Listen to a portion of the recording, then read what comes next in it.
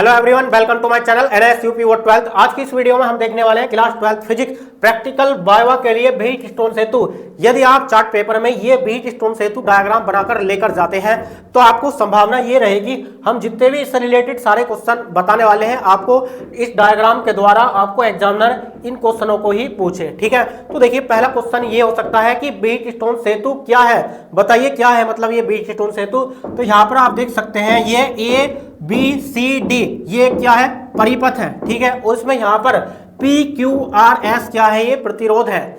तो ये PQRS क्या है, ये अज्ञात प्रतिरोध है। तो अज्ञात प्रतिरोध को ज्ञात करने के लिए ब्रिज स्टोन सेतु का प्रयोग किया जाता है। तो एक ऐसा परिपथ जो अज्ञात प्रतिरोध को बताता है वही स्टोन सेतु कहलाता है। और दूसरा क्वेश्चन होगा कि ब्रिज स्टोन सेतु का उपयोग कहाँ होता है। तो देखिए ब्रिज स्टोन सेतु का जो है उपयोग प्रयोगशाला में अज्ञात प्रतिरोध को ज्ञात करने के लिए किया जाता है। ठीक है, प्रयोगशाला में जो है अज्ञात प्रतिरोध को, मतलब यहाँ पर जो देख रहे हैं PQRS जो है प्रतिरोध, इन प्रतिरोधों को ज्ञात करने के लिए प्रयोगशाला में इसका प्रयोग किया जाता है। उसके बाद देखिए नेक्स्ट क्वेश्चन आपको पूछा गया है कि ब्रिज स्टोन सेतु का लाभ क्या है। तो देखिए प्रतिरोध को और नियम से भी ज्ञात किया जा सकता है, लेकिन जो ब्रिज स्टोन सेतु का जो नियम है ना, इसके द्वारा जो है प्रतिरोधों को बिल्कुल सटीक तरीके से ज्ञात किया जा सकता है। तो आप बताएंगे क्योंकि अज्ञात प्रतिरोध का मान सटीक देता है, इसलिए ब्रिज स्टोन सेतु का सबसे ज्यादा लाभ है। ठीक, उसके बाद क्वेश्चन नंबर 4, ब्रिज स्टोन सेतु की आवश्यक शर्त क्या है। तो देखिए इसकी एक शर्त है, यहाँ पर जो ये देख रहे हैं प्रतिरोध PQRS, तो ये जो है P/Q होना चाहिए और इक्वल होना चाहिए R/S के। ठीक है, P/Q इक्वल R/S के होना चाहिए, ये इसकी शर्त है। मतलब P/Q जो ये प्रतिरोध है ना, ये R/S के इक्वल होना चाहिए। ठीक है, इस प्रकार से यानी कि PQRS के इक्वल होना चाहिए। ठीक है, ये इसकी आवश्यक शर्त है, या बोले तो ब्रिज स्टोन सेतु का जो नियम है यही है। ठीक है, उसके बाद देखिए आपको नेक्स्ट क्वेश्चन पूछा जा सकता है कि ब्रिज स्टोन सेतु में कितनी भुजाएं होती हैं। तो यहाँ पर आप देख सकते हैं 1 2 3 4 ब्रिज स्टोन सेतु में 4 भुजाएं होती है। नेक्स्ट क्वेश्चन, ब्रिज स्टोन सेतु किस सिद्धांत पर कार्य करता है। तो एक तो करता है किरचॉफ के द्वितीय नियम पर, और दूसरा संतुलन की स्थिति में PQRS जब तक ये P/Q इक्वल टू R/S के इक्वल नहीं होगा, ठीक है,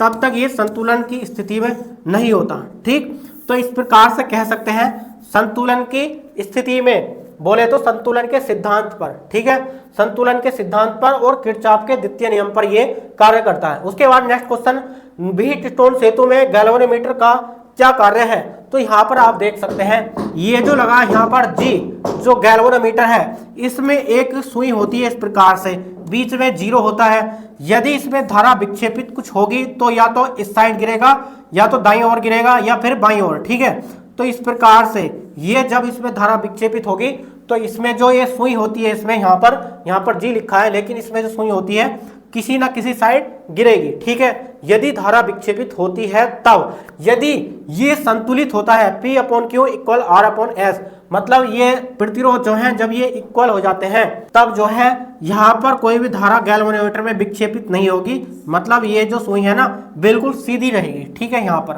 तो यहाँ पर लिखा है कि धारा की स्थिति क्यों बताता है, यानी सुई इधर साइड गिरेगी या दूसरी साइड गिरेगी। ठीक है, तो ये जो है गैल्वेनोमीटर में धारा की स्थिति को बताता है। ठीक, ब्रिज स्टोन सेतु संतुलन पर गैल्वेनोमीटर में धारा क्यों नहीं बहती है।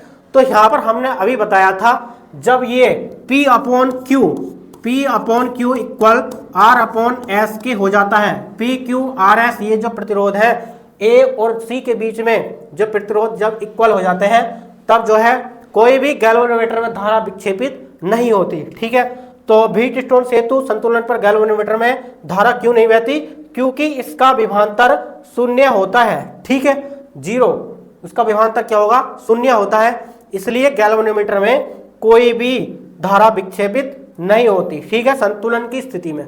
उसके बाद देखिए नेक्स्ट क्वेश्चन आपको पूछा गया है कि ब्रिज स्टोन सेतु में अज्ञात प्रतिरोध कैसे ज्ञात करते हैं। ठीक है, तो देखिए संतुलन की स्थिति में जो है प्रतिरोध को ज्ञात किया जाता है। जब तक संतुलन की स्थिति में ये नहीं होगा तब तक व्हीटस्टोन सेतु से अज्ञात प्रतिरोध को ज्ञात नहीं किया जा सकता।